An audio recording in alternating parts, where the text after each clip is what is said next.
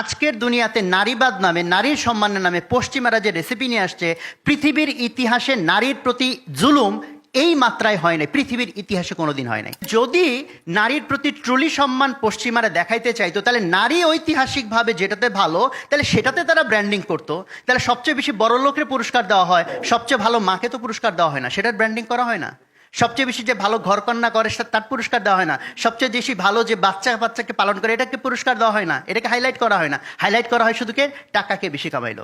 নারীর অধিকার এই বিষয়ে এই যে পশ্চিমাদের যে বয়ান, এই বয়ানের যদি আমরা একটু ভিতরে তাকাই, যে আমাদেরকে ছোটবেলা থেকে, যেহেতু আমি জেনারেল লাইনে পড়া, ছোটবেলা থেকে ছেলে মেয়ে সমান, ছেলে মেয়ে সমান, ছেলে মেয়ে সমান, সমান সমান সমান, এই যে শব্দটা ঢুকানো হলো যে সমান, এবং এটা এমনভাবে ঢুকানো হলো কার্টুন থেকে শুরু করে প্রত্যেকটা জায়গায়, তো আমাদের জেনারেল লাইনে পড়া আমাদের মেজরিটির মাথায় ঢুকে আছে সমান।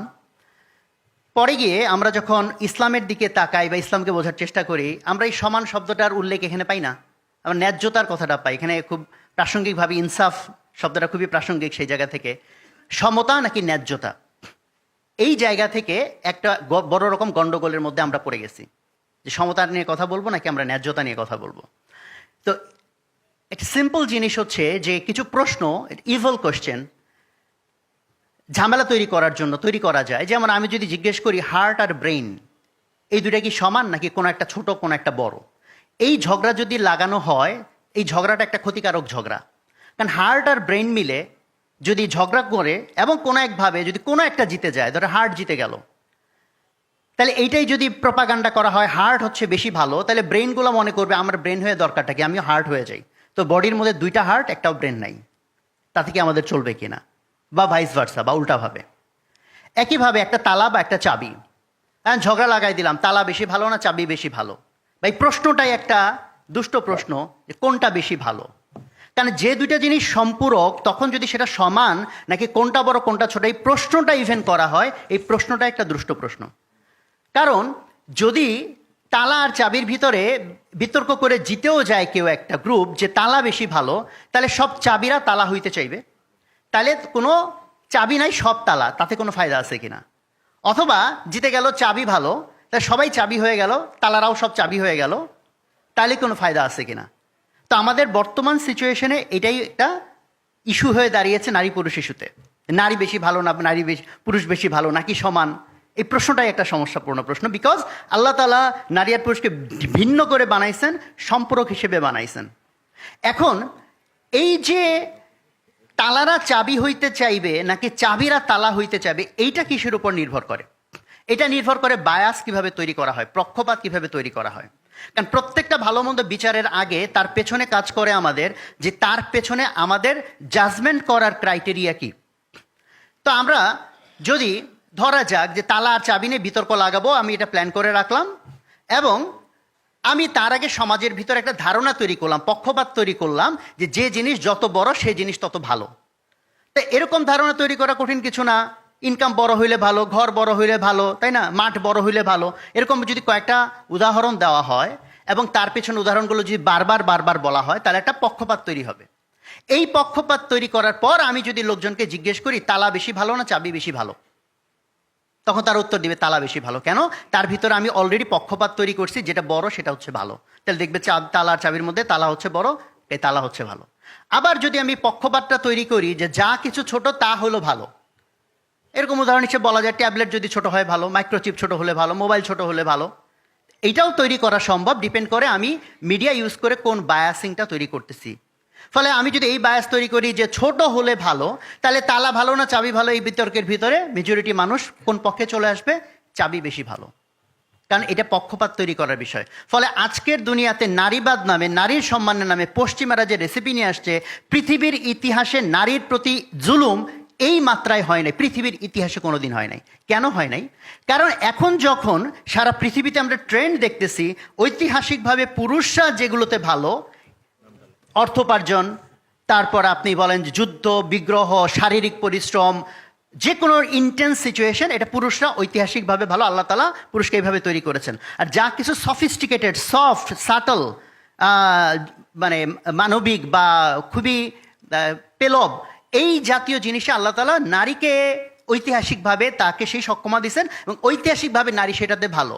যেমন ঘরকে ম্যানেজ করা, বাচ্চাদেরকে ম্যানেজ করা, শান্তি সৌহার্দ্যপূর্ণ পরিবেশ তৈরি করা, এটা নারীর ঐতিহাসিক স্ট্রেংথের জায়গা।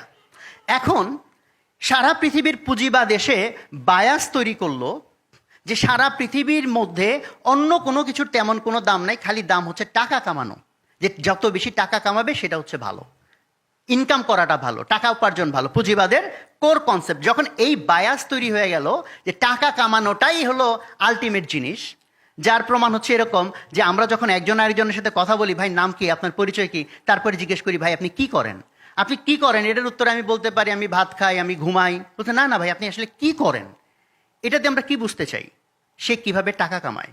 ফলে টাকা কামানোটাকে যখন এত প্রাধান্যের জায়গায় নিয়ে চলে যাওয়া হলো, এরপর জিজ্ঞেস করা হলো নারী ভালো না পুরুষ ভালো। তো নারী চিন্তা করলো আমি তো টাকা কামাই না, পুরুষ টাকা কামায়, তাহলে তো আমি একটা ইয়েতে পড়ে গেলাম, মানে হীনমন্যতা বোধে পড়ে গেলাম। কারণ আমি মনে করি যে যদি নারীর প্রতি ট্রুলি সম্মান পশ্চিমারা দেখাইতে চাইতো, তাহলে নারী ঐতিহাসিকভাবে যেটাতে ভালো তাহলে সেটাতে তারা ব্র্যান্ডিং করতো। তাহলে সবচেয়ে বেশি বড় লোকের পুরস্কার দেওয়া হয়, সবচেয়ে ভালো মাকে তো পুরস্কার দেওয়া হয় না, সেটার ব্র্যান্ডিং করা হয় না। সবচেয়ে বেশি যে ভালো ঘরকন্যা করে তার পুরস্কার দেওয়া হয় না, সবচেয়ে বেশি ভালো যে বাচ্চাকে পালন করে এটাকে পুরস্কার দেওয়া হয় না, এটাকে হাইলাইট করা হয় না। হাইলাইট করা হয় শুধু কে, টাকাকে বেশি কামাইলো।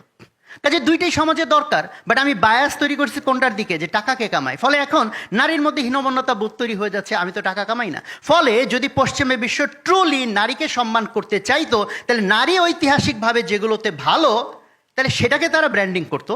তাইলে কি হইতো, তাহলে পুরুষরা বরং নারী হইতে চাইতো। এখন হয়েছে কি, নারীরা পুরুষ হইতে চাইতেছে, ফলে তার ভিতরে একটা জুলুম তৈরি হচ্ছে, কারণ তার ন্যাচারাল টেন্ডেন্সি ওইভাবে আল্লাহ সুবহানাহু ওয়া তাআলা তাকে তৈরি করে নাই। বাট তারা যদি নারীবাদী হয়ে থাকে, তাহলে নারী যেটাতে ভালো সেটাকে তারা ব্র্যান্ডিং করুক, তাহলে বরং পুরুষরা বরং নারী হওয়ার চেষ্টা করতে পারে। বরং আমরা উল্টা দেখতেছি নারীবাদিতার নামে পৃথিবীর ইতিহাসে সবচেয়ে বড় জুলুম নারীদের উপর এখন চলতেছে। কাজে কথা লম্বা করার সুযোগ নাই, অল্প কিছু আমার দৃষ্টিভঙ্গিটা শেয়ার করার চেষ্টা করলাম। ফলে এই যে কনসেপ্টটা, যে পশ্চিমাদের আক্রমণ, একই সাথে আবার আমাদের নিজেদের দুর্বলতা, যে আমাদের ইসলাম যে দৃষ্টিভঙ্গি দিয়েছে, যে দায়িত্ব, সেখানেও আমাদের দুর্বলতা। তো এই দুয়ে মিলে যে উদ্যোগটা হুজুররা নিয়েছেন, ইনশাল্লাহ আমাকেও এটার সাথে রেখেছেন, আমি এর জন্য সম্মানিত বোধ করছি। এবং আমরা সাদগায়ে জারিয়া বললে আমরা মূলত মসজিদ করা, মাদ্রাসা করা, নলকূপ স্থাপন করা, এর বাইরের আইটেম আমাদের মাথায় খুব বেশি ঢুকে না। তাহলে এরকম একটা ফাউন্ডেশন, এটা কি সাদগায়ে জারিয়া কিনা, এটার মধ্যে যারা শ্রম ঘাম দিবেন, যারা শরিক হবেন, এটা কি সাদগায়ে জারিয়া কিনা, অনেক সময় এই উদাহরণটা আমাদের মাসে ডিরেক্টলি আসে না। কাজেই এই ধরনের সাদগায়ে জারিয়া, যে ধরনের সংকটগুলো আজকের মুসলমান বিশ্বে প্রকট আকার ধারণ করেছে, সেখানে আল্লাহ তাআলা যদি আমাদেরকে মেহেরবানি করে সুযোগ তৈরি করে দেন এটার মধ্যে সংযুক্ত হওয়ার, শ্রম দিয়ে, ঘাম দিয়ে, মেধা দিয়ে, অর্থ দিয়ে, দোয়া দিয়ে, যেভাবে পারি আমরা, ইনশাল্লাহ আমিও শরিক হওয়ার মধ্যে আসি, প্রক্রিয়ার মধ্যে আসি এবং নিয়ত আছে। ইনশাল্লাহ আল্লাহ যেন আমাকে তৌফিক দান করেন। একইভাবে আমিও সবাইকে আহ্বান করব, এই যে উদ্যোগগুলো আছে, যে উদ্যোগগুলো আজকের দিনে আমাদের ইসলামের বিভিন্ন রকম সংকট মোকাবেলার জন্য জরুরি, সেই উদ্যোগে যাতে আমরা সবাই শরিক হতে পারি। আর আমার কথার মধ্যে কিছু ভুল থাকলে আল্লাহ এই ক্ষতি থেকে সবাইকে হেফাজত করেন এবং আল্লাহ তাআলা আমাদের সবাইকে তৌফিক দান করেন।